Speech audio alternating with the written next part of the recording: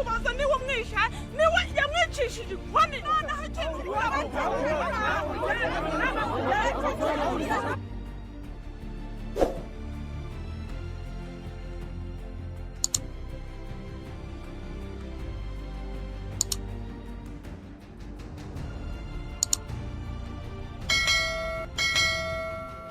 ry'Imana ngo rirakoye ntabwo rikwiye kuko burya uri kubiba kandi uzasarura. Komeza ube neza ahubwo witeka Imana akumve ibyifuzo kandi ukomeze gira kuraje mu murimo usenge ni ukuri ubwiriza ubutumwa kandi birashoboka yuko wazana benshi cyane.